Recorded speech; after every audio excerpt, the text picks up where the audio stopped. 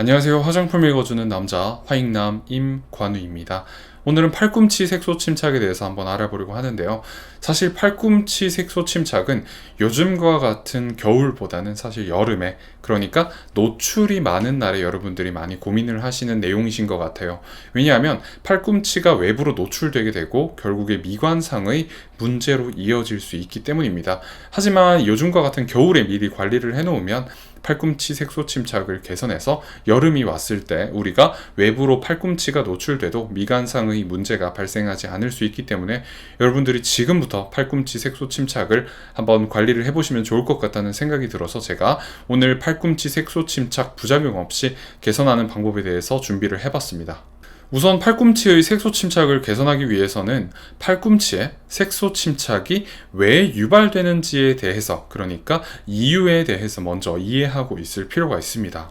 사실 팔꿈치뿐만 아니라 모든 피부에 색소 침착이 영향을 미칠 수 있습니다.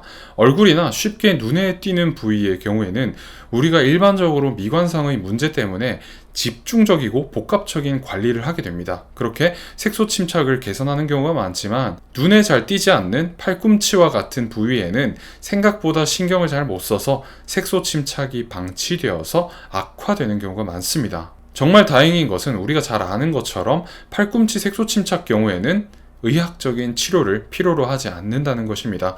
다만 미관상의 문제 때문에 눈에 보기 싫기 때문에 팔꿈치 색소 침착을 겪는 많은 분들이 색소 침착을 개선하기 위해서 적극적으로 노력하시는 것을 확인할 수 있었습니다. 그래서 제가 팔꿈치에 색소 침착이 유발되는 이유를 이렇게 정리를 한번 해봤습니다. 우선 죽은 각질 세포가 떨어져 나가지 않고 과도하게 축적되면 색소 침착이 유발될 수 있습니다.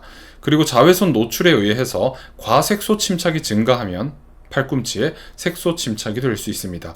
피임약을 복용하거나 호르몬의 변화로 인해서 혹은 임신의 영향을 받아서 기미가 생긴 경우에도 팔꿈치 색소 침착이 유발될 수 있고, 죽은 깨나 검버섯, 건선 또는 습진에 의한 염증 후 색소 침착, 그리고 상처에 의한 감염으로부터 유발된 색소 침착, 화장품 사용으로 인해 유발된 부작용에서 파생될 수 있는 색소 침착 등 굉장히 다양한 원인에 의해서 팔꿈치에 색소 침착이 유발될 수 있습니다. 사실 이렇게 몇 가지 원인으로 특정 짓거나 명확한 원인을 찾기 어려운 경우가 굉장히 많습니다. 그렇기 때문에 팔꿈치에 색소 침착이 유발된 경우 초기부터 장기적인 관리가 필요하다고 할 수 있습니다. 그런데 민간요법이 몇 개 시행이 되고 있는데 알로에베라나 베이킹소다, 오트밀, 귤, 자몽, 레몬, 라임, 녹차, 요거트, 강황 등으로 팔꿈치 색소 침착을 하려고 하시는 분들이 계십니다.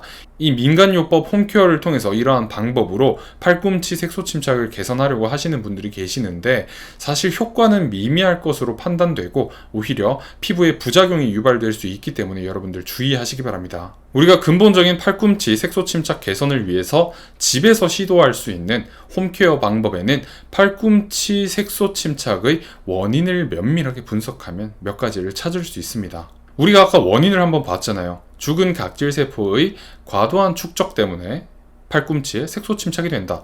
그러면 각질세포를 과도하게 축적시킬 수 있는 그런 원인들을 억제하거나 제거하면 되겠고, 자외선으로 인해서 색소 침착이 되는 경우에는 자외선을 차단하면 되겠고, 그리고 미백이 필요한 경우에는 비타민C나 나이아신아마이드와 같은 미백 기능성 성분을 함유하고 있는 화장품을 사용하시면 됩니다.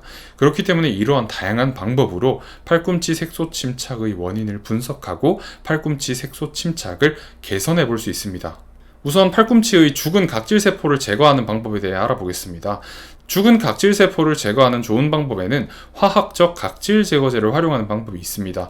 AHA, BHA, PHA, LHA와 같은 성분들을 활용할 수 있습니다. 화학적 각질 제거제를 활용하면 팔꿈치의 죽은 각질세포를 제거하고 정상적인 각질의 각화 주기를 교정할 수 있죠. 그렇기 때문에 팔꿈치의 색소 침착을 근본적으로 개선할 수 있습니다. 그래서 저는 아크메르 바파 리퀴드를 팔꿈치 색소 침착 부위에 매일매일 발라서 팔꿈치 색소 침착을 개선하고 있습니다. 그리고 자외선을 차단하는 것도 중요하다고 제가 말씀을 드렸는데, 여름에는 반팔이나 민소매 옷을 자주 입게 됩니다. 이럴 때 팔꿈치의 자외선 노출을 막지 않으면 팔꿈치에 색소 침착이 심해질 수 있습니다. 그렇기 때문에 팔꿈치에 자외선이 노출될 수 있는 날에는 반드시 팔꿈치에도 자외선 차단제로 선크림이나 선밀크, 선로션, 선스프레이, 선스틱 같은 것들을 잘 발라서 자외선을 차단하는 것이 좋습니다. 특히 여름철 외출 전에는 자외선 차단제를 반드시 발라서 자외선을 차단해 주시기 바랍니다. 그리고 팔꿈치의 색소 침착을 억제하기 위해서 미백 기능성 성분을 사용하는 것도 좋습니다. 비타민C나 나이아신아마이드, 그리고 유용성 감초 추출물 같은 경우에는 미백 기능성 성분인데요. 미백 기능성 성분을 함유하고 있는 미백 기능성 화장품을 꾸준하게 사용하시면 됩니다. 이렇게만 하셔도 팔꿈치 색소 침착 개선에 도움을 받으실 수 있습니다. 특히 미백 기능성 화장품의 경우에는 단기간 사용하는 것보다 장기간 사용하는 것이 좋고, 추가적인 색소 침착이 유발되지 않도록 꾸준하게 관리해 주시는 것이 좋습니다. 만약에 단기간 미백 기능성 화장품을 사용하고 효과가 없어서 사용을 중단하게 되면 사실 긍정적인 효과를 기대할 수 없습니다. 그렇기 때문에 저는 아크메르 바파 리퀴드로 팔꿈치의 죽은 각질세포를 완벽하게 제거한 다음 나이아신아마이드를 함유하고 있는 아크메르 화이트닝 앰플로 미백을 통해서 팔꿈치 색소 침착을 개선을 하고 있습니다. 여러분들도 여러분들만의 이런 방법을 개발하시면 됩니다. 이렇게 세 가지 근본적인 방법뿐만 아니라 올바른 클렌징과 보습, 또한 팔꿈치의 색소 침착 개선에 도움을 줄 수 있습니다. 목욕이나 샤워를 할 때는 팔꿈치를 매일 깨끗하게 클렌징하거나 씻고 물기가 없도록 깨끗하게 닦아주신 다음에 보습제를 충분히 발라서 촉촉하게 보습을 해주시는 것도 도움이 될 수 있습니다. 그렇기 때문에 결론적으로 정리를 한번 해보자면, 각질 제거제를 사용해서 각질을 제거하고, 그리고 미백 기능성 화장품을 사용해서 미백을 하면서 동시에 보습제를 충분히 발라서 보습을 하시면 각질 제거제, 미백 앰플, 보습제 순서로 사용을 해서 근본적으로 조금 더 효과적으로 팔꿈치 미백을 관리를 하실 수 있습니다. 이렇게 제가 오늘 알려드린 팔꿈치 색소 침착에 대한 홈케어 요법으로 개선을 한번 해봤는데, 만약에 소용이 없다 이런 경우에는 피부과를 방문하셔서 물리적으로 시술을 받거나 아니면 레이저 시술을 통해서 팔꿈치 색소 침착을 개선을 한번 해보실 수 있습니다. 이 부분에 대해서는 피부과 전문의와 여러분이 상의를 한번 해보시기 바랍니다. 팔꿈치 색소 침착은 이렇게 다양한 방법으로 개선을 시도해 볼 수 있기 때문에 미관상의 문제 때문에 스트레스를 받지 마시고 개선을 위해서 다양한 시도를 여러분들이 한번 해보실 것을 권해드립니다. 감사합니다. 오늘도 화장품 읽어주는 남자와 함께 팔꿈치 미백 스트레스 없는 하루 보내시기 바랍니다.